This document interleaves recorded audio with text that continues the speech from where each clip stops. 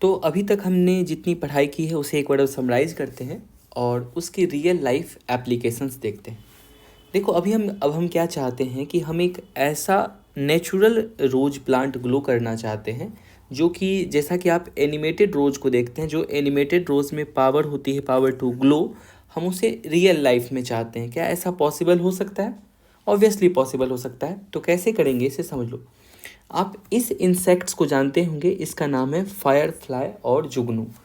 इसमें ये क्वालिटी है कि ये रात में क्या होती है, ये चमकती है। ये बुक बुक बुक बुक करेगी रात में, जुगनू की तरह चमकेगी। एक्चुअली देखो क्या करते हैं अब इसमें। हमने क्या किया, इस जुगनू को पकड़ के इसका पूरा का पूरा जो है ना जीनोम को ओपन कर दिया। जीनोम ओपन करने के बाद नाउ हमने स्टडी करना यहाँ से स्टार्ट किया कि हमने ये इसमें से स्टडी किया कि ऐसा कौन सा जीन है जिसकी वजह से इस जुगनू को लाइट मिलती है। तो मान लो कि हमें यहाँ से यहाँ तक की जीन मिली जिस जीन की वजह से जुगनू ग्लो करती है। तो अब जीन को कट करना है मुझे, इस ये वाले पार्ट को।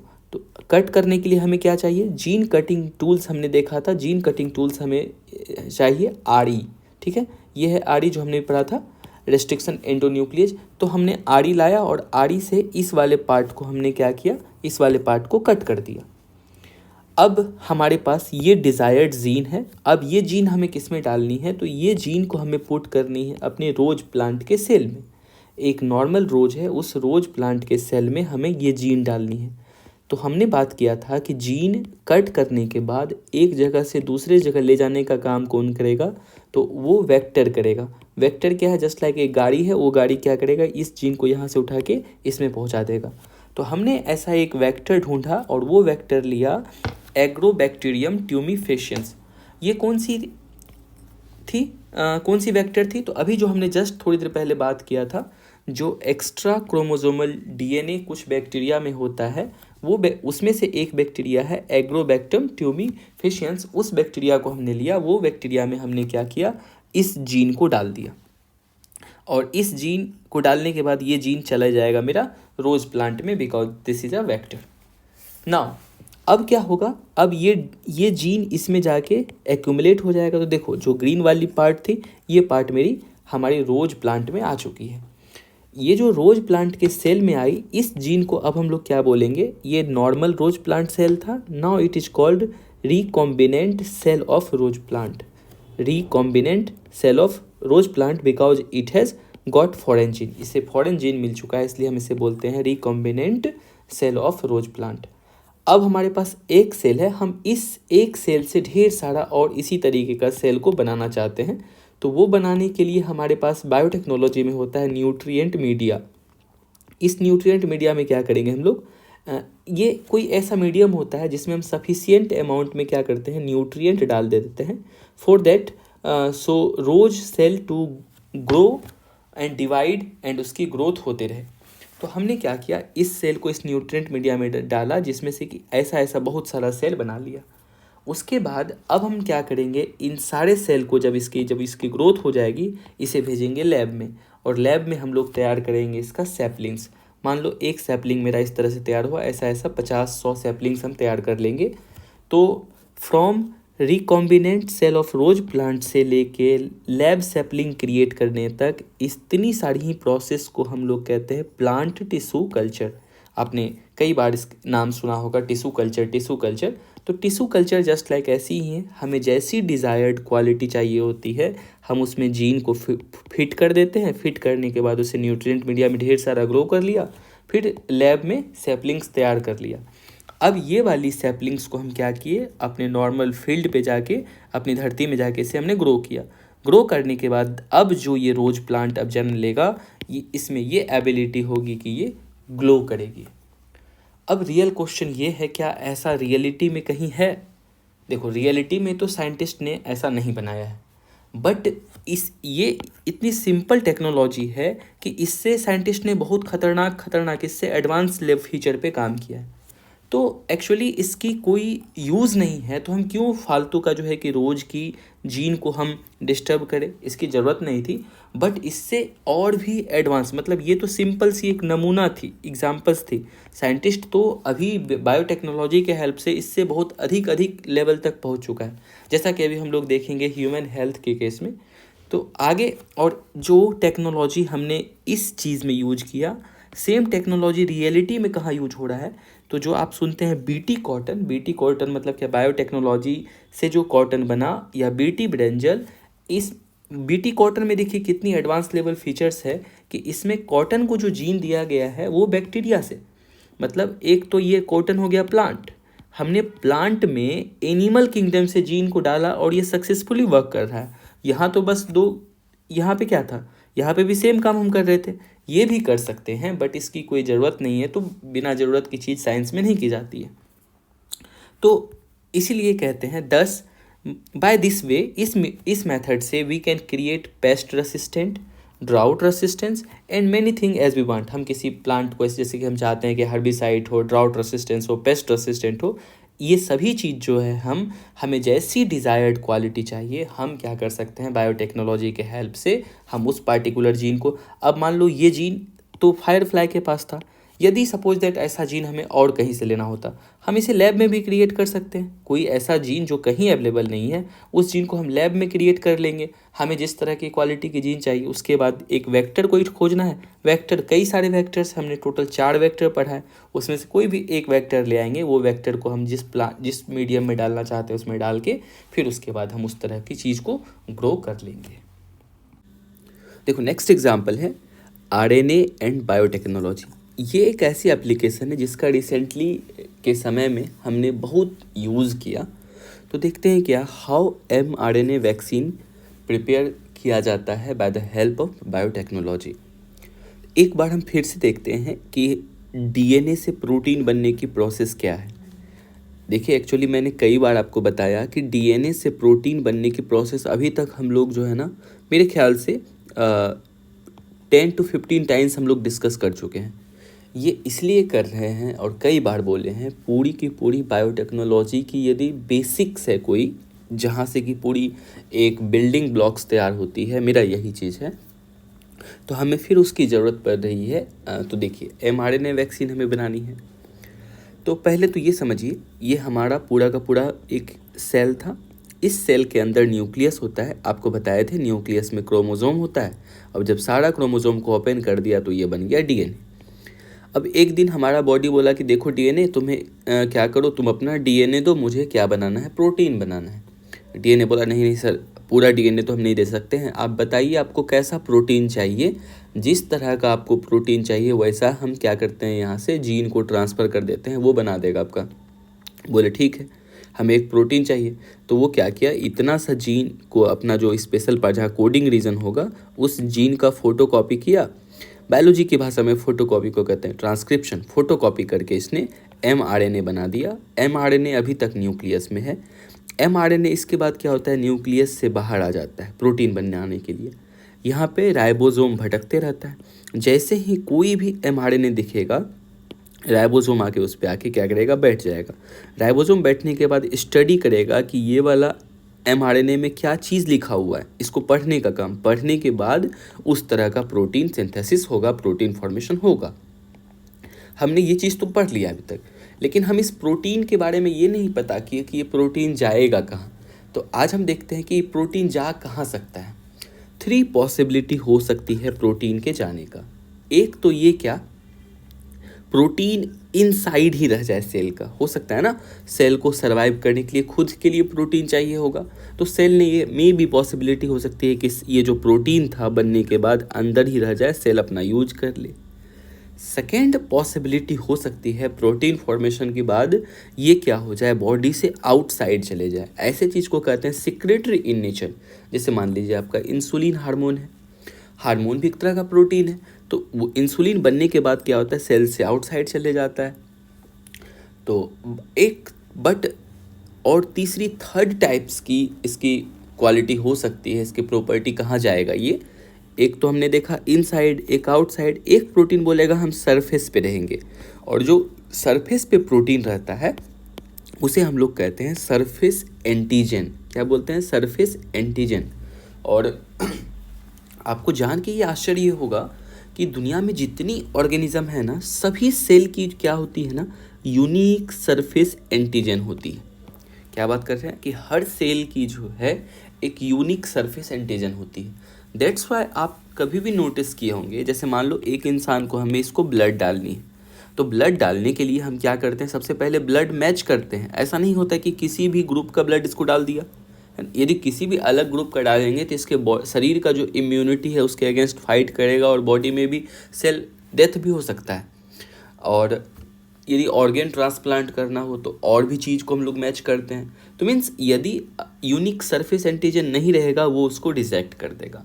मान लो एग्जाम्पल में कि if my cell given to someone else, दूसरे के बॉडी में हम डालते हैं, that person cell recognize it foreign, तो उसका बॉडी बोलेगा कि अरे ये तो अपना सेल नहीं है, फॉरेन सेल है, तो वो उसको क्या करेगा? किल करना स्टार्ट कर देगा and will react immunologically against it, उसे मारना स्टार्ट कर देगा। द सेम फिलॉसफी अपनाया जाता है mRNA वैक्सीन में कि हम जो है क्या, जो अगेंस्ट जो फॉरेन जीन आएगा उसको किल करना है। अभी इसको और एग्जाम्पल से समझते हैं तो अधिक अच्छे से और मज़ा आएगा। देखो उसके बाद तो हो गया। अब हम बात करते हैं कि हम कोरोना वायरस के लिए वैक्सीन बनाना चाह रहे हैं। तो पहले तो हमें स्टडी करना पड़ा कि कोरोना वायरस में होता क्या क्या है, तब तो उसके लिए हम मेडिसिन तैयार करेंगे। जब हमने कोरोना वायरस को ओपन किया तो पता चला ये इसकी कोरोना वायरस की पूरी ये पैथोजेनिक मटेरियल अंदर में थी, जो कि मोस्ट ऑफ डेंजरस पार्ट, और बाहर में इसके जो है स्पाइक प्रोटीन लगा हुआ था। स्पाइक प्रोटीन इसमें अटैच था। हमने क्या किया कि अब पूरी की पूरी कोरोना वायरस में भी बहुत डेंजरस हो सकती है, बट ओनली सिंपल सा हमने क्या किया, ये स्पाइक प्रोटीन, थोड़ा सा स्पाइक प्रोटीन लिया और इस स्पाइक प्रोटीन को हम अपने बॉडी में इंट्रोड्यूस करेंगे। छोटी सी स्पाइक प्रोटीन को क्या किया, अपने बॉडी में इंट्रोड्यूस करेंगे। अभी जब हम लोग वेक्टर पढ़ रहे थे तो वेक्टर में बात किया था कि कैसे हम जो है कि हमारे बॉडी को वैक्सीनेशन करते हैं और एंटीबॉडी डेवलप करता है।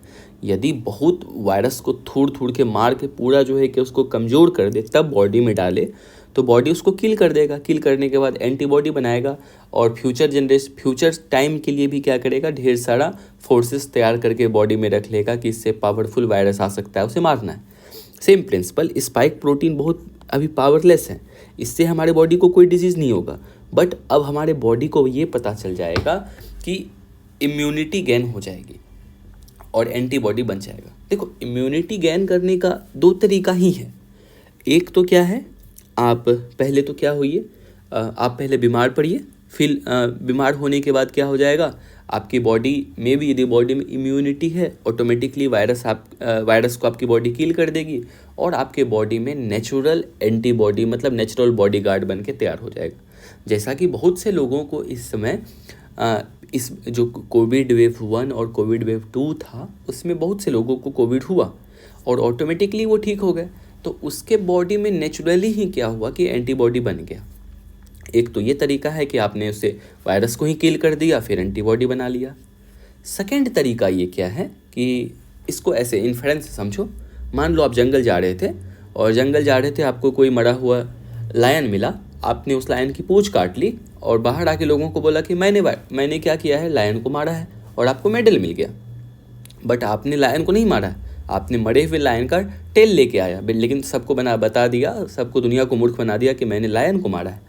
सेम वे हम अपने बॉडी को मूर्ख बनाते हैं कि हम क्या करते हैं, थोड़ी सी जो है वायरस की जो मटेरियल है उसे हम बॉडी को देते हैं।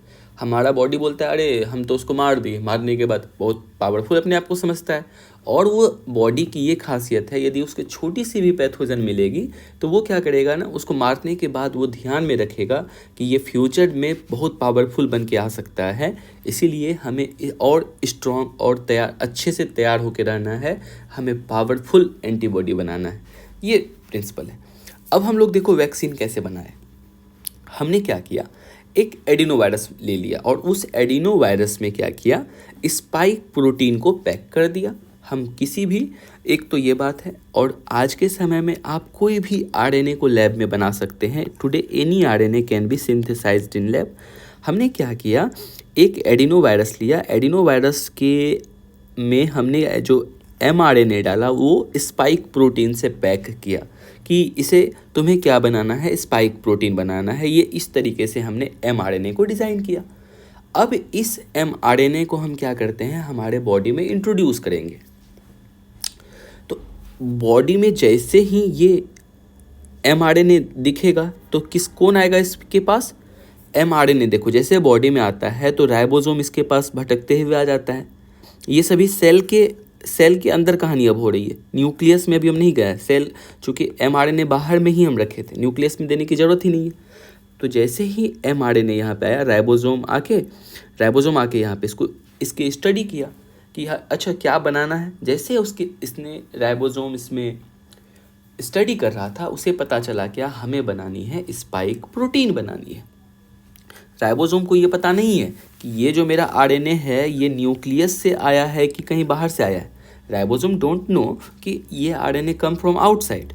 ओनली राइबोसोम का काम है बैठना और इस सीक्वेंस को रीड करना। रीड कर लिया और बताया कि अरे इससे बनाना है तुमको प्रोटीन, स्पाइक प्रोटीन।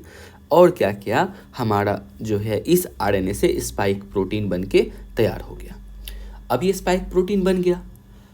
अब जाके तब सेल को होश आया, हमारे सेल को, अरे भैया ये तो अपना वाला तो सेल है ही नहीं।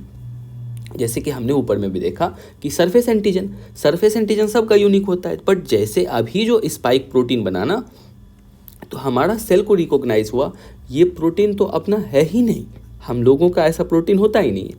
तब जाके हमारा जो है सिक्योरिटी फोर्स अलर्ट में आया, इतनी बड़ी सुरक्षा में चूक कैसे हो गई। तो सिक्योरिटी चेक के लिए जो है वो काम करता है बी सेल। अब आपको लग रहा होगा व्हाट इज़ बी सेल, तो एक मिनट आपको आई थिंक ऐसे देखो, एक मिनट आपको पता होगा ब्लड क्या होता है। ब्लड जो है एक ये प्लाज्मा है, मतलब आप इसे समझ लो कि ऐसा एक ब्लड वेसल्स है हमारे बॉडी में जिससे ब्लड इस सर्कुलेट होता है। ब्लड की कंपोजिशंस होती है, पहले तो इसमें लिक्विड टाइप की जो मटेरियल होती है उसे हम लोग बोलते हैं प्लाज्मा बोलते हैं, लिक्विड मटेरियल को प्लाज्मा बोलते हैं। और इसमें क्या फ्लोट करता है, इसमें ब्लड का 3 इम्पोर्टेंट कॉन्स्टिट्यूएंट्स फ्लोट करता है। एक तो जिसको कहते हैं हम लोग आरबीसी कहते हैं, सेकेंड इसका जो पार्टिकल्स होता है constituent particles, that is known as WBC, and third one is known as platelets. RBC का काम क्या है, आरबीसी में होता है हीमोग्लोबिन, और हीमोग्लोबिन का काम होता है क्या कि ऑक्सीजन को बाइंड करके to carry to every cell, हर सेल तक क्या करेगा, ऑक्सीजन को बांध के ये पहुंचा देगा। और इसी हीमोग्लोबिन की वजह से ही हमारे ब्लड का कलर रेड होता है। नेक्स्ट आता है आरबीसी। तो आरबीसी हम लोग जो पढ़े थे क्लास 9-10 तक, तो हम लोग यही जानते थे कि आरबीसी का मतलब होता है फाइट अगेंस्ट जर्म्स। जो भी बैक्टीरिया, जर्म, वायरस दिखेगा डब्ल्यूबीसी किल कर देगा। बट थोड़ी सी स्टैंडर्ड लेवल पे जब हम जाते हैं 9, 11, 12 में जाते हैं तो पता चलता है ये डब्ल्यूबीसी का भी 2 स्पेशल टाइप्स होता है, जिसे बोलते हैं बी सेल एंड एक को बोलते हैं T cell. B cell and T cell. T cell एक तरह का क्या है कि एक मेमोरी सेल है, ये रिलीज करता है आपको एक केमिकल, और इसी के रिलीज करने के केमिकल रिलीज से क्या होता है कि अब ये बी सेल एक्टिवेट होता है। मतलब जस्ट लाइक बी सेल को एक्टिवेट करने के लिए टी सेल पहले केमिकल रिलीज करता है, और इन द हार्श सिचुएशन क्या करेगा टी सेल, ये वायरस एंड बैक्टीरिया को भी ये किल करेगा। बी सेल का क्या काम हो गया, बी सेल क्या करेगा, ये बनाएगा सिक्योरिटी फोर्स, मतलब ये एंटीबॉडी बनाएगा। क्या बनाएगा, एंटीबॉडी, जो कि आपको फ्यूचर टाइम में आपके बॉडी को क्या करेगा कि आने वाले पैथोजेंस बैक्टीरिया को किल करेगा, और ये डेवलप कर लेगा मेमोरी को। मेमोरी सिस्टम ये माइंड में याद रख लेगा कि ये वाला पार्टिकुलर वायरस आया था और ये फिर आ सकता है। ये सारी चीज़ जो हम बी सेल है, वही बी सेल क्या हुआ कि अब एक्टिवेट हुआ जाके, इस केस में बी सेल गेट्स एक्टिवेटेड और इसने क्या बनाया, पहले तो एक एंटीबॉडी बना लिया और मेमोरी बी सेल बना लिया फ्यूचर प्रोटेक्शन के लिए। यही प्रिंसिपल से फॉलो करके हम जो है क्या हर इंसान में क्या किए, इस तरह का एडिनो वायरस से रिलेटेड छोटी सी वो अमाउंट डाल के स्पाइक प्रोटीन से पैक करके हमने वैक्सीन बना दिया, और इस वैक्सीन को बना के बोतल में बंद कर दिया और हर इंसान को क्या किया, एक एक इंजेक्शन लगा दिया। उसके बॉडी में थोड़ी सी स्पाइक प्रोटीन बनी, बी सेल ने उसे जाके किल कर दिया। किल करने के बाद फ्यूचर प्रोटेक्शन के लिए ढेर सारा एंटीबॉडी बना लिया। यही कंसेप्ट था mRNA वैक्सीन में। एडवांटेज क्या थी mRNA वैक्सीन की? बहुत इजी टू मेक है। इजी टू मेक क्या मतलब, आप किसी भी आरएनए को आज क्या कर सकते हो, लैब में बना सकते हो। आरएनए बनाओ, सेल में तुरंत से अपने इंजेक्शन में लगा के सेल में डाल दो, आपको मिल गया वैक्सीन। सेकंड इसके एडवांटेज है इजी टू चेंज। एक्चुअली हमने पहले ही बात किया था कि जो भी वायरस है ना, वायरस की जेनेटिक मटेरियल होती है आरएनए। हमारी तरह वायरस डीएनए का नहीं होता है। हमारा जो जेनेटिक मटेरियल है डीएनए है, और डीएनए काफ़ी स्टेबल रहता है। बट आरएनए से बना होता है बहुत सारा वायरस, देयरफॉर ये अनस्टेबल होता है और keeps on changing. That's why आपने सुना था कोरोना वायरस का हजारों variant, this variant, that variant, अभी रिसेंटली आया BF7 वेरिएंट। तो वायरस कीप्स ऑन चेंजिंग होगा। यदि आप का वैक्सीन बनाने में कोई बहुत हार्ड तरह का फार्मूला लग रहा है, तो फिर आप एक बार बनाने के बाद जैसे दूसरे बार वायरस चेंज होगा तो आपको बनाने के लिए फिर से बहुत स्ट्रगल करना होगा। बट mRNA को बनाना क्वाइट ईजी है। तुरंत आप लैब में जाओ, जैसे वो वायरस चेंज हुआ बस एक बार स्टडी करो उसकी रिपोर्ट से कि इसमें क्या कैसे प्रोसेस हो रही है, आप तुरंत mRNA बनाइएगा, उसकी वैक्सीन तुरंत रेडी हो जाएगा। तो ये भी हो गया बहुत इसका ग्रेट एडवांटेज। थर्ड क्या है, it doesn't interfere with DNA. क्यों? क्योंकि हम सबसे पहले तो आरएनए ही बना रहे हैं, और आरएनए आपको पता है आरएनए बनने के बाद सेल के बाहर सेल में रहता है। हमने पहले ही केस में क्या किया, हमने इसको बाहर में डाला, हमने न्यूक्लियस में डाला नहीं। देखो न्यूक्लियस जो है ना, न्यूक्लियस बहुत एक तो सोफिस्टिकेटेड चीज़ है इंसान का, और सोफिस्टिकेटेड के साथ साथ वो स्ट्रांग रूम है। उस न्यूक्लियस में ही हमारा पूरा का पूरा जो है ना जेनेटिक मटेरियल क्रोमोसोम डीएनए है। यानी कि वो एक तरह का कॉन्स्टिट्यूशन ऑफ आवर बॉडी है। हम उससे थोड़ी सी भी छेड़छाड़ नहीं कर सकते। छेड़छाड़ करेंगे तो मे बी आने वाला हमारा ही जो है ट्रेड्स, वो हमारा जो आने वाला फ्यूचर जनरेशन है उस पर कुछ इम्पैक्ट पड़ सकता है, जीन में कुछ चेंज हो सकता है। तो सबसे बड़ी खासियत थी क्या, हमने तो इसे सेल के बाहर ही इंट्रोड्यूस किया और प्रोटीन बना के काम चला लिया। तो सबसे ग्रेट एडवांटेज था कि it doesn't interfere with the DNA, it doesn't inter in the nucleus. तो क्या सब कुछ इसकी एडवांटेज ही है? नहीं। चैलेंजेस क्या है? सबसे ग्रेटेस्ट पार्ट इसमें जो है कि चैलेंजेज ये है कि आरएनए आपको पता है कि काफ़ी वो अनस्टेबल चीज़ है। आप आरएनए थोड़ी सी उसको इंटरफेरेंस मिलेगी वो चेंज हो जाएगी। तो जिसके लिए हमें क्या करना होगा, तो हमें आरएनए को स्टेबल रखने के लिए फ्रॉम प्रोडक्शन लेवल से लेके जब तक हम इंसान को इंजेक्शन देंगे उस समय तक हमें कोल्ड चेन लॉजिस्टिक्स बना के रखना होगा। कोल्ड चेन इंफ्रास्ट्रक्चर बहुत ज़रूरी है। इसलिए आपने कई सारा न्यूज़पेपर में आर्टिकल देखा होगा कि कई सारे वैक्सीन्स को हमें फेंकनी पड़ी बिकॉज थोड़ी सी क्या हुई थी, हमसे गड़बड़ी हो गई। कोल्ड चेन मतलब वो वैक्सीन को ठंडी जगह पे हम नहीं रख पाए, जिसकी वजह से क्या हुआ, वो बर्बाद हो गया।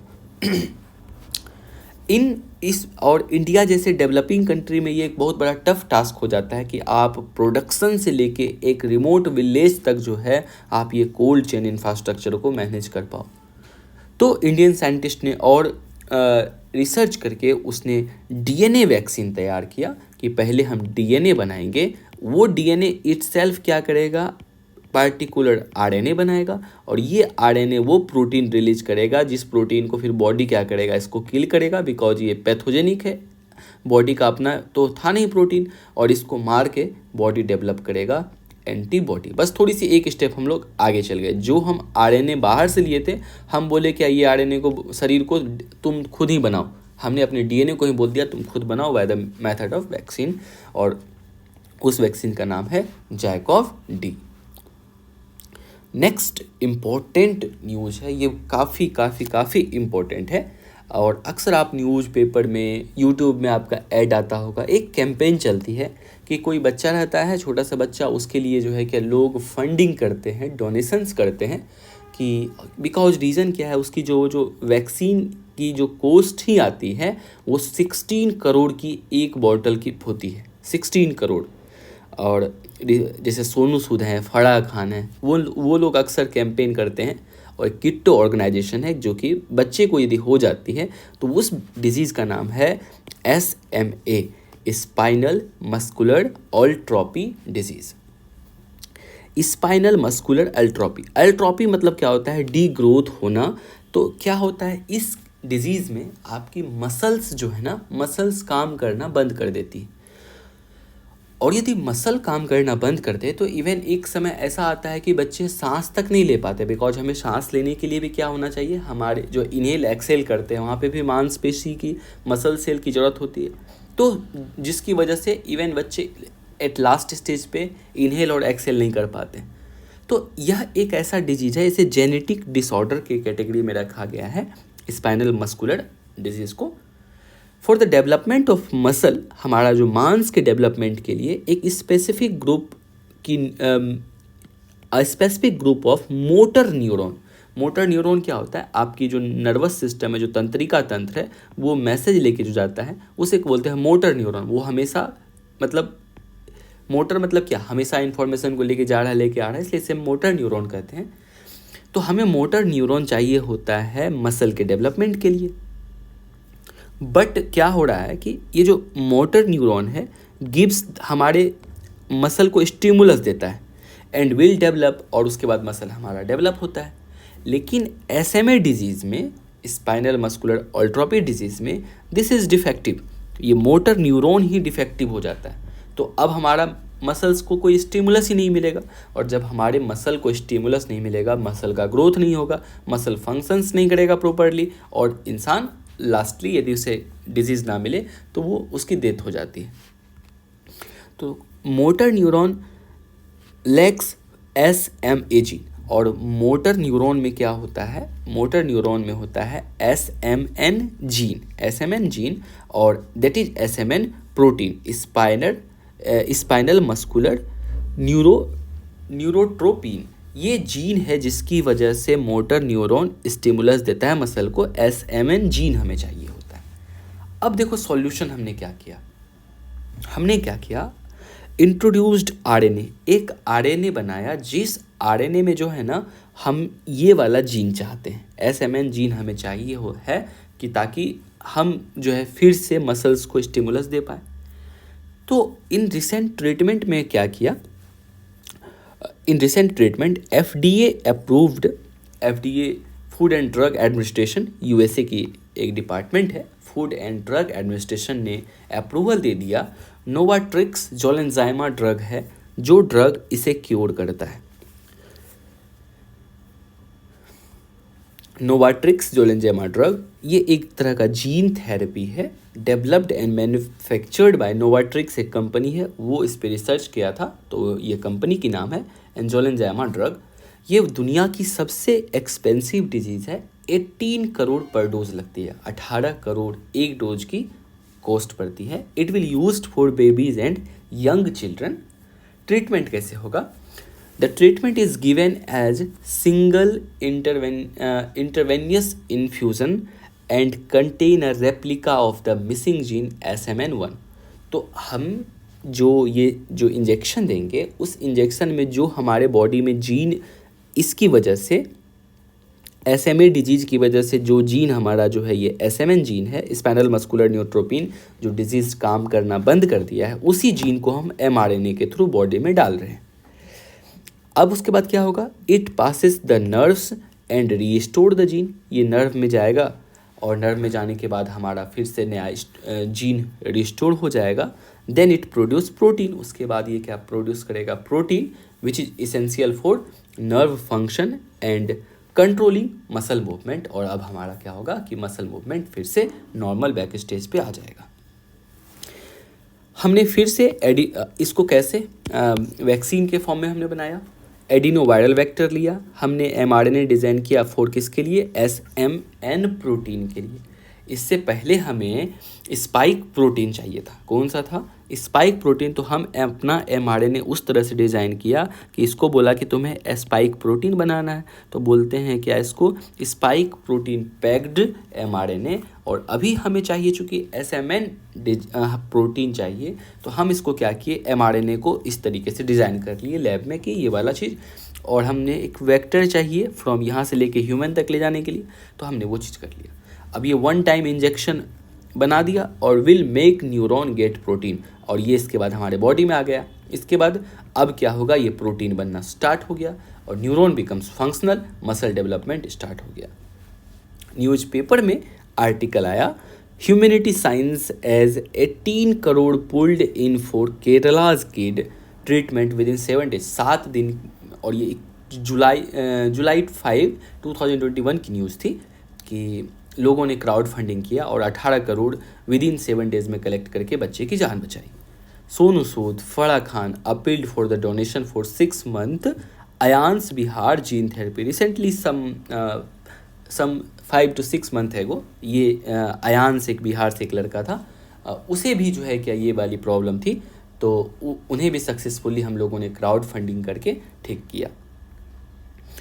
यह इस तरीके की बोतल में 5.5 ml आती है, और जोलेंजाइमा जो हमने देखा, इसमें देखो आप यहाँ पे 2.0 × 10⁻13 वेक्टर्स, इसमें आप जब पढ़ेंगे इसकी डिस्क्रिप्शन में जीनोम्स पर मिलीलीटर ये लिखा रहता है। All of them carry RNA, इतनी सारी वेक्टर, हमने एक नहीं डाला, ये जो वेक्टर्स है ना कितनी, 2 × 10⁻13। आप बोले कि इतना ज़्यादा वेक्टर की क्या ज़रूरत है? हमें क्या पता कौन सी सक्सेसफुल होगी, कौन सी परफेक्टली हमारा काम करेगी, इसलिए हम इतनी अमाउंट में डालते हैं। All of them carrying RNA, जो कि बनाएगा SMN प्रोटीन बनाएगा। They will go and correct as many as possible neurons, and उसको न्यूरॉन की डेवलपमेंट होगी। अब हम लोग देखते हैं नेक्स्ट एप्लीकेशंस, जिसे कहते हैं CAR T-cell थेरेपी। ये बहुत ज़्यादा इम्पोर्टेंट है, बिकॉज ये 2 साल से न्यूज़ में है, और इस साल के भी PT 365 में इसके बारे में दिया हुआ है। तो देखते हैं कि ये CAR T-cell थेरेपी क्या होता है। देखो, CAR T-cell थेरेपी, जिससे कि फुल फॉर्म इसकी हो गई CAR की, chimeric antigen receptor T-cell therapy. ये कब काम आती है? जब किसी पर्सन्स को सपोज करो ब्लड कैंसर है और they are suffering from leukaemia, उसके ट्रीटमेंट के लिए हम लोग CAR T-cell थेरेपी करते हैं। इसमें से जो C मीन्स काइमेरिक होता है, काइमेरिक का मतलब क्या होता है? काइमेरिक मतलब एनीथिंग विच इज़ अनरियल और इमेजिनेटिव, जो नेचुरली प्रेजेंट ना हो। और कौन सी थेरेपी कर रहे हैं? T-cell से थेरेपी कर रहे हैं। अभी जस्ट हमने जब ब्लड की बात कर रहे थे तो RBC था, WBC था, तो WBC का एक तो था B सेल और एक था T-cell। ये T-cell थेरेपी हम लोग करना चाह रहे हैं। This technology is about empowering our T-cell, हम अपने T-cell को एम्पावर करते हैं to be more aggressive against cancer cell. Cancer cell को मारने के लिए उसे हम पावरफुल बनाते हैं। मान लो ये, अब हम ट्रीटमेंट कैसे करेंगे स्टार्ट, ये देखो।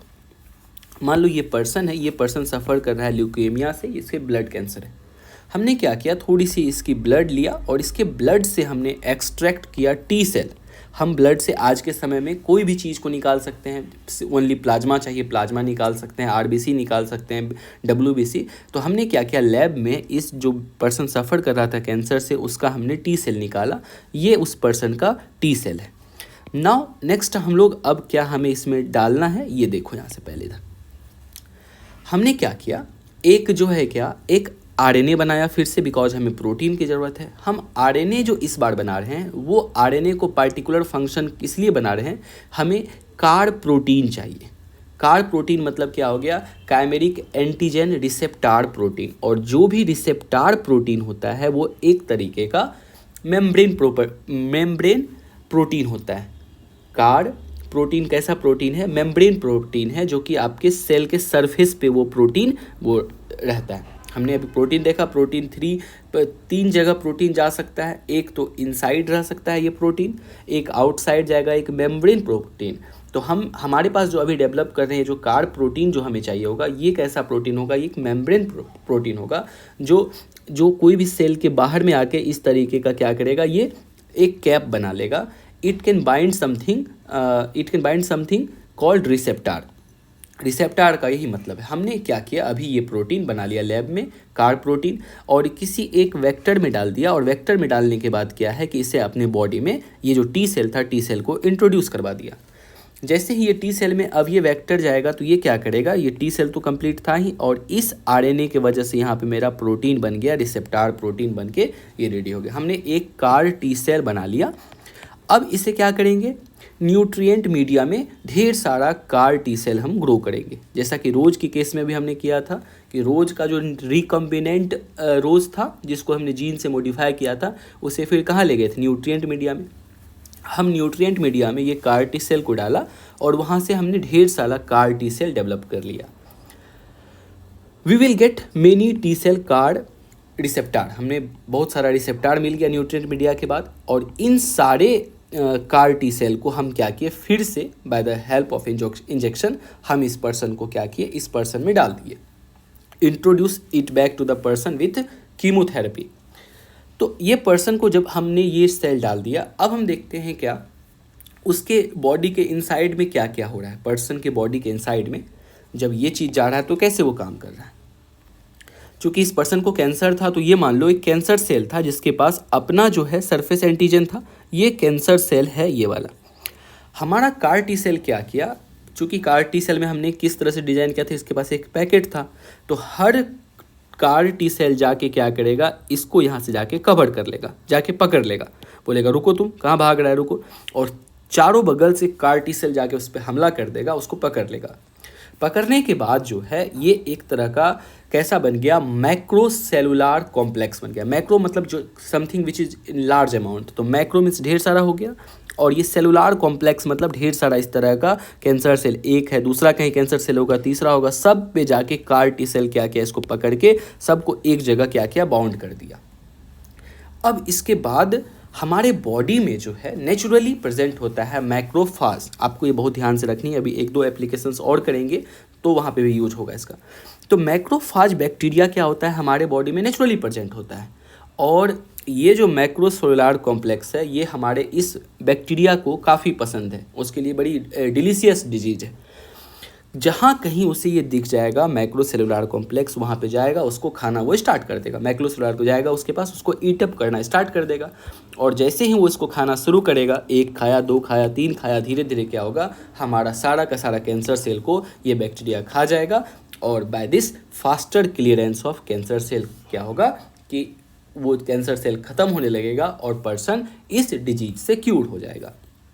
आपने अक्सर सुना होगा कि जब भी किसी पर्सन को हम लोग कैंसर की ट्रीटमेंट होती है, उसे कीमोथेरेपी दी जाती है. ये कीमोथेरेपी क्या होता है, देखो कीमोथेरेपी एक तरह से हम क्या कर रहे हैं, ये given to lower WBC number so that make room for incoming CAR T cell therapy. आपको पता है कार टी सेल में जो हमने ये जो डाला, ये तो सेल का अपना था नहीं, हमने तो, और हमारे बॉडी का ये फंक्शन है, यदि कुछ भी फॉरेन चीज़ को देखेगा उसको मारना शुरू कर देगा. बट हम अभी चाहते हैं हम ये जो कार टी सेल उसको भेजे हैं बॉडी में, वो इसको नहीं मारे हमारा बॉडी, हमें इसकी ज़रूरत है. तो हम क्या किए, और हमारे बॉडी में कोई भी बाहर से आए हुए चीज़ को मारने का काम सिर्फ WBC का है. तो हम क्या करते हैं ना, WBC की काउंट को ही कम कर देते हैं. जब हम कीमियोथेरेपी दे रहे हैं, एक तरह से सिंपली क्या कर, इसका मतलब है हम WBC को कम किए, ताकि वो हम जो इस सेल को भेजे हैं, काइमेरिक टी सेल को जो भेजे हैं, इसको बस वो नहीं मारे, अभी उसको मारने की पावर कम हो जाए. तो और उसके बाद फिर नॉर्मल जब बॉडी ये सारी बैक्टीरिया, ये जो है कैंसर सेल जब ख़त्म हो जाएगी, फिर से WBC अपने नॉर्मल पोजीशन पे आएगी, फिर से अपना सब कुछ फंक्शन होने लगेगा, और हमारा कैंसर सेल भी मर जाएगा. न्यूज़ में देखो 8 जून 2021 को एक न्यूज़ आया कि डिपार्टमेंट ऑफ बायोटेक्नोलॉजी, जो बायोटेक्नोलॉजी से रिलेटेड सारी डील करती है, सब कुछ रूल रेगुलेशंस को देखती है, तो department of biotechnology supported first CAR T cell therapy को उसने सपोर्ट किया, जो कि कंडक्टेड हुआ कहाँ पे, ACTREC Tata hospital in Mumbai में. इसे सक्सेसफुली इसे किया गया, एंड इसमें कोलैबोरेशन था किसका, IIT बॉम्बे का भी कोलैबोरेशन था. CAR T cell therapy has emerged as a breakthrough in cancer treatment. Cancer treatment में एक माइलस्टोन निकल के सामने आया है कार टी सेल थेरेपी, और इसकी भी कॉस्ट कुछ ज़्यादा ही है, 3 to 4 करोड़ रुपीज़ है। और अभी क्यों न्यूज़ में था जो इस साल के PT 365 में, ये देखो ये न्यूज़ था chimeric antigen T cell receptor theory. जैसा कि हमने अभी अपने डायग्राम में देखा, इसमें थोड़ी और अच्छी डायग्राम बनी हुई है। ये पर्सन का हैंड है, यहाँ से टी सेल देखो निकाल रहा है। टी सेल निकालने के बाद क्या हुआ कि ये हमारे पास कैमरिक एंटीजन रिसेप्टर हमने कोई मान लो ये टी सेल था, हमने एक क्या किया, ये वाला जीन देख रहे हो इसमें इंट्रोड्यूस कर दिया mRNA लगाने के बाद फिर इसको हमने कितना ग्रो किया, millions of CAR T cell grow किया। ग्रो करने के बाद फिर से बॉडी में डाल दिया, और बॉडी में क्या होगा, ये बीच में देखो कैंसर सेल है, और यहाँ पे मेरा आ गया ये वाला CAR T cell antigen receptor, ये आ गया। और जब इसकी ये सब चारों तरफ से इसको बांध लिया, बांधने के बाद क्या करेगा, मैक्रोफाज आएगा, सबको खा जाएगा, और खाने के बाद हमें कैंसर से ट्रीटमेंट मिल जाएगी। इसको और डिटेल में देखेंगे जब हम लोग लास्ट में इस पूरी PDF को पढ़ेंगे। तो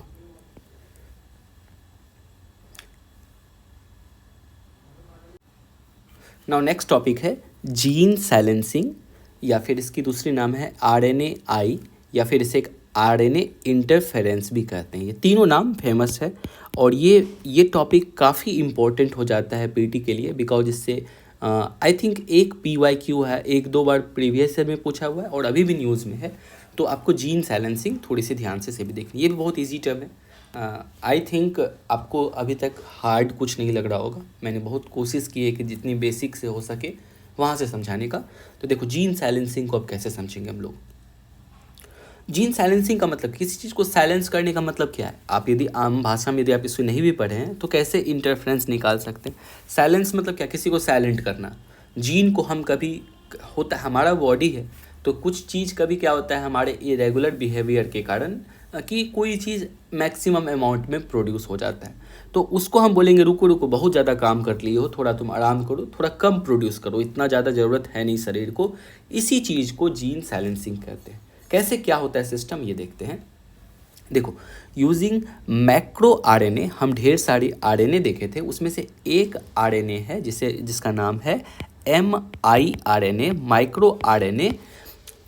तो using micro RNA cell can silent some of mRNA when cell forms excess RNA। हो सकता है कभी केस में सेल ने बहुत सारा RNA बना दिया, तो उस जगह पे RNA जो है क्या हम एक नया जब ढेर सारा हमारा क्या बन गया, mRNA बन गया, तो उसे कंट्रोल करने के लिए हमारा बॉडी इटसेल्फ miRNA रिलीज करेगा, miRNA रिलीज करेगा उसको, और जाके उसकी एक्सेस प्रोडक्शन को ख़त्म करेगा। कैसे करते हैं देखते हैं डायग्राम से। ये मान लो हमारा सेल है, न्यूक्लियस है हमारा, इसमें न्यूक्लियस में आपको पता था ये चीज़ क्या है, ये DNA है, और इस DNA में जो कोडिंग रीजन था, जो बात की थी पूरी की पूरी जो DNA की कोडिंग रीजन है, वो उसके हम क्या कहते हैं, जीन कहते हैं। ये gene by the help of transcription क्या बनाता है, mRNA। अभी क्या हुआ है, एक नहीं RNA बनाया है, हमारा बॉडी ने ढेर सारा RNA प्रोड्यूस कर दिया, 1 2 3 4 5 6 अप टू 10 20 हंड्रेड्स ऑफ क्या किया, mRNA बना दिया फ्लो में। इसे ध्यान में रहा ही नहीं बॉडी में कि हमने जो है क्या ढेर सारा प्रोटीन बना दिया है। जब ढेर सारा प्रोटीन ये वाला चीज़ बन गया mRNA, अब हमारे सेल को रियलाइज हो रहा है अरे ये तो बहुत ज़्यादा RNA बन गया है, इट इज़ टू मच, तो इसे कंट्रोल करना होगा।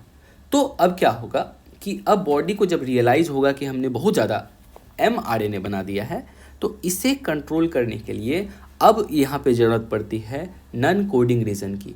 हमने पहले ही कहा था कि जो नॉन कोडिंग रीजन है, भले ही इसे हम लोगों ने जंक DNA कहा था, बट साइंटिस्ट को बाद में रियलाइज हुआ ये भी क्वाइट हेल्पफुल है। जब भी ज़रूरत पड़ती है तो ये भी अपना योगदान उतना ही देता है जितना कोडिंग रीजन जीन वाला पार्ट दे रहा है। तो इस केस में अब देखो नॉन कोडिंग रीजन से क्या प्रोड्यूस होगा, नॉन कोडिंग रीजन प्रोड्यूस करेगा miRNA, माइक्रो RNA उसने क्या किया, प्रोड्यूस किया। आपको पता है क्या, DNA जो इस लैंग्वेज में सारी इन्फॉर्मेशन को लिखता था, यदि ये आपका DNA है तो ये DNA किस में अपनी लैंग्वेज को किस भाषा में लिखता था, तो DNA जो भी लिखता था वो लिखता था ATGC, यही 4 कोडिंग में वो अपनी सब कुछ लिखता था। और RNA जो होता था, जो सिंगल स्ट्रैंड जो RNA होता था, आरएनए लिखता था, ये इसका भी सब कुछ सेम था, एटीजीसी की तरह ही, लेकिन टी की जगह बोला हमें यू चाहिए, AUGC। ये किसकी भाषा है? ये आरएनए की भाषा है, और ये डीएनए अपनी लैंग्वेज को लिखता है। तो यहाँ पे जो AUGC है, तो जब mRNA को हमने देखा तो उसका कुछ इस तरीके से था, UG, UC, UCG, जो भी होगा इसी का कॉम्बिनेशंस होगा, तो इसमें ये आ गया। अब जब ये mRNA बन गया, ये क्या ढूंढेगा, ये हमेशा उसके बाद अब ये पेयरिंग करना शुरू करेगा। आपको पता है A की पेयर किससे होती है? T से, और G की पेयर होती है C से। तो T के जगह यहाँ पे AU से भी कर लेगा, तो U ढूंढेगा जाके कि चलो अच्छा देखो, तो U ढूंढेगा किसको? A को, बिकॉज A से पेयर कर रहा है। C ढूंढेगा G को, G ढूंढेगा फिर C को, A ढूंढेगा U को। तो अभी इसके जब पेयरिंग कर रहे थे तो ये 3 चीज़ मिला जिससे कि ये पेयर कर सकता है। तो इतना सा आरएनए जाएगा इसके पास, यहाँ से पेयरिंग कर लेगा। अब देखो यहाँ से पेयरिंग वाला रीजन क्या था? GCA, और इधर से आया UCG। इतना सा रीजन को क्या किया? ये पेयर कर लिया। और जैसे ही ये पेयर कंप्लीट हुआ, after pairing now risk protein will come here. ये रिस्क प्रोटीन क्या है? ये हमारे सेल में नेचुरली प्रेजेंट होता है एक risk protein, RISC, risk protein. और रिस्क प्रोटीन को बहुत ज़्यादा पसंद है कि कहीं भी पेयर्ड वाला इस तरह का मटेरियल दिखे, वो जाएगा उसको टुकड़े टुकड़े में काट देगा, एकदम जाके chopping cut down the paired RNA। और जैसे उसको टुकड़ा टुकड़ा में काटा तो इतना सा चीज़ तो ख़त्म हो गया। मतलब जो एक्सेस अमाउंट में RNA बना था, मान लो इतना सा RNA को एक बार में ख़त्म किया, और ये यहीं पे नहीं रुकेगा। फिर क्या होगा?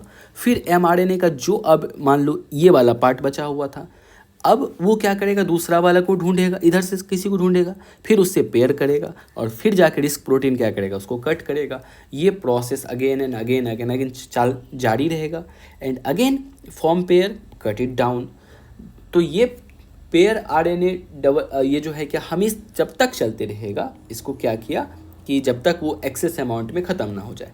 Bye this excess mRNA be controlled. तो एक्सेस RNA जो था, इस प्रोसेस से हम कंट्रोल कर लेते हैं। This is how cell naturally fine tune their gene expression. Fine tune मतलब क्या? हमारा जीन को जब भी कभी ऐसा लगेगा कि कुछ चीज़ ज़्यादा हो रहा है, कुछ चीज़ कम हो रहा है, तो नेचुरली आपको कुछ करने की ज़रूरत नहीं है। गॉड ने बहुत अच्छा मैकेनिज्म बना दिया है सेल को, वो नेचुरली क्या करेगा? फाइन ट्यून, जितनी ज़रूरत होगी उतनी ही वो प्रोड्यूस करेगा। और इस सारे प्रोसेस को ही हम लोग कहते हैं जीन साइलेंसिंग प्रोसेस। यदि एक लाइन में समझे तो क्या था कि ये हमारे पास ये पूरी हमारी सेल थी, सेल में ढेर सारा कभी ऐसा सिचुएशन होता है mRNA बन गया, नॉन कोडिंग रीजन से miRNA बना, कुछ miRNA जाके पेयर बनाया, और रिस्क प्रोटीन जाके इसको क्या किया? टुकड़े टुकड़े में काट दिया, फिर पेयरिंग किया, फिर टुकड़े टुकड़े में काट दिया, एक्सेस अमाउंट को हमने कंट्रोल कर लिया। This whole process is known as gene silencing. Very very important. आप इससे प्रीवियस ईयर क्वेश्चन दिया हुआ है, आप जाके वहाँ देखेंगे। अब थोड़ा इसमें से आपका कंसेप्ट क्लियर हो जाएगा। और क्या इसमें जनरली जो होता है, कहता है क्या, RNA जो होती है, RNA 20 to 22 बेस लॉन्ग होती है। RNA कितनी लॉन्ग होगी इसकी भी हमने देखी थी, स्टार्टिंग फर्स्ट क्लास में देखी थी, कि जैसे कि A और मान लो AT है, UC है, तो इसको हम लोग क्या बोलेंगे? ये 2 पेयर्ड है तो इसको बोलेंगे 2 बेसिस लॉन्ग। इस तरीके से जितनी ज़्यादा होगी तो टोटल कहता है 20 to 22 बेसिस लॉन्ग होता है। थ्रू पार्शियल कम्प्लीमेंट्री में prevent an mRNA of a gene from expression. जो चीज़ हमने ऊपर पढ़ा है उसी को हम क्या कर सकते हैं? कॉम्प्लीमेंट्रीली में prevent mRNA of gene from expressing. तो एक्सेस mRNA को जीन एक्सप्रेस करने से, हम प्रोटीन बनाने से रोकेंगे, and this is called gene silencing. और RNA इंटरफेरेंस, RNAi और miRNA।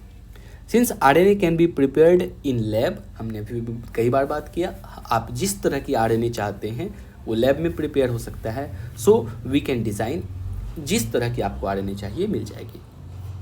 बट ये जो miRNA था, ये miRNA हमारा बॉडी नेचुरली बनाता है। जब नेचुरली बना रहा है तो आपने क्या देखा कि कुछ ही पार्ट को ये पेयर कर रहा था, कुछ ही पार्ट को फर्स्ट प्रोसेस में। लेकिन हम यदि अब लैब में बनाएंगे, हमें पता चल रहा है कि इस पूरी की पूरी RNA को भी रोकनी है, तो हम क्या करेंगे? जस्ट इसी के तरह का कॉम्बिनेशन इधर बनाएंगे, जिसके अब जस्ट अपोजिट। जैसे AU तो नेचुरली था, जी और सी नेचुरली यहाँ पे था, सी जी इससे पेयर कर लिया, बट ए को पेयर करने के लिए यहाँ पे क्या चाहिए, ए को पेयर करने के लिए यहाँ पे चाहिए यू, बट यहाँ पे जी है तो करेगा नहीं। फिर ए को पेयर करने के लिए आए ए है, तो हम इस आरएनए को इस तरह डिज़ाइन करते क्या, यदि यहाँ पे मेरे पास आरएनए में जी था तो हम जी के जगह यहाँ पे मान लो बना देते सी, ये आरएनए में ए के जगह बना देते यू, और पार्टिकल मान लो रहता सी रहता, हम जितनी चीज़ यहाँ है इसका जस्ट कम्प्लीमेंट्री इधर बना देते, ताकि एक बार ही एक प्रोसेस में सबको क्या करे, यहाँ पे बॉन्डिंग कर ले, एक बार में ही पूरा का पूरा पेयर बन जाए, और ये जो है रिस्क प्रोटीन जाके इसको चॉपिंग डाउन करे। तो इस तरह की काम हम करते हैं siRNA में। ये लैब क्रिएटेड होता है। Since it is lab created, therefore we can design siRNA such that so it will be 100% complementary। एक बार में ही जाए, यहाँ पे मान लो mRNA बॉडी ने ये बनाया था AGUCA, हमने बना दिया जस्ट इसका कम्प्लीमेंट्री कि एक बार में जाए, सारा का सारा पेयर बना लिया, 100% कम्प्लीमेंट्री हो गया। अब siRNA based therapy is temporary since therefore required regular therapy. But ये वाला जो थेरेपी होता है, ये चूँकि हम लोग आउटसाइड से कर रहे हैं, तो आपको ये जो है क्या टेम्पररी होती है, आपको बार बार इसे करनी होगी, because DNA keeps on producing RNA. DNA ऐसा थोड़ी होगा कि आरएनए बनाना बंद कर देगा, वो तो बनाएगा, लेकिन जो नेचुरली होगा उसके लिए आपको बार बार नहीं करना होगा। बट siRNA बेस्ड थेरेपी जो होगा वो टेम्पररी होगा। Usually siRNA 20 to 27 basis long होता है।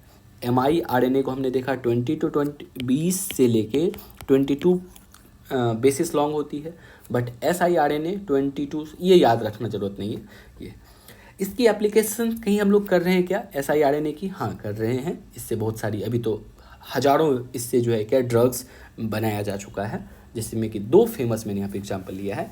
एक पैट्रीशिरान ड्रग है जो कि यूजिंग siRNA को करके फॉर पोलीन्यूरोपैथी डिजीज़ के लिए हम लोग इसे ट्रीट करते हैं। इसे भी FDA की अप्रूवल मिल गई है 2018 में, अमेरिका की FDA ने इसे अप्रूवल दे दिया। दूसरा है givosiran drug using siRNA for acute hepatic porphyria disease है। इस डिजीज़ को भी FDA ने अप्रूवल 2019 में कर दिया। हम इसे भी siRNA के बेसिस से हम लोग कर रहे हैं। जो काम जीन साइलेंसिंग में हमारा नेचुरली mRNA कर रहा था, सेम काम siRNA भी कर रहा है। एक्चुअली siRNA को हम लैब में क्रिएट कर रहे हैं, ये एक बार में जाके एक्सेस RNA या फिर कोई DNA, क्या हो रहा है DNA में कुछ डिफ़ॉल्ट है। आपको ये जो RNA जो बना था, ये जीन जो बनाया था, होता है ना बर्थ के समय में कोई जीन डिफ़ॉल्ट हो गया। मान लो कि कोई एक ऐसा हमारे DNA में ही प्रॉब्लम आ गया है, जिसकी वजह से क्या हो रहा है, वो प्रोटीन बन रहा है, और वो प्रोटीन बनने के कारण हमें कोई डिजीज़ हो गई है।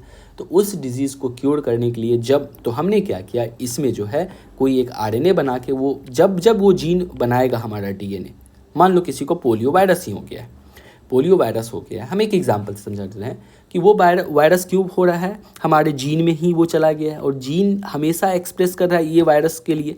तो हमने क्या किया, हम एक mRNA इसमें इंट्रोड्यूस किया, या siRNA लैब प्रिपेयर्ड। वो जब बनाएगा तब उसको जाके पेयर करके उसको चॉपिंग डाउन करके ख़त्म कर देगा, जिससे कि हम एक तरह से ट्रीटमेंट के लिए ले सकते हैं।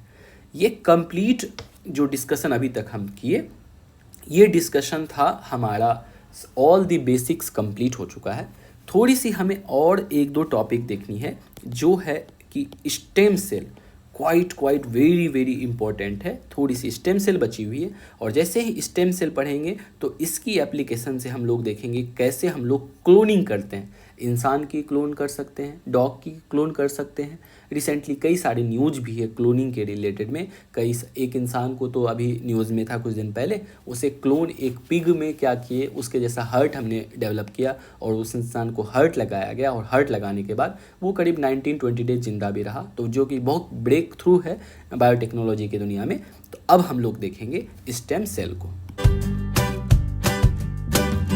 ये जो खिसक के मैं आगे जा रहा हूँ, ये जो फिसल के मैं पीछे आ रहा हूँ, ये जो पिघल के मैं बहता जा रहा हूँ, ये जो सिसक के मैं आहें भर रहा हूँ, नीचे है खाई तबाहियां और मैं कहाँ पर रहा हूँ, पर जिंदा हूँ अभी अभी हाँ फिर रहा हूँ। ऐसे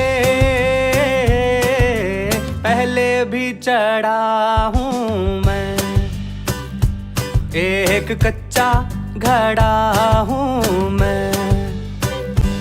ये जो हंस रही है दुनिया मेरी नाकामियों पे ताने कस रही है दुनिया मेरी नादानियों पे, पर मैं काम कर रहा हूँ।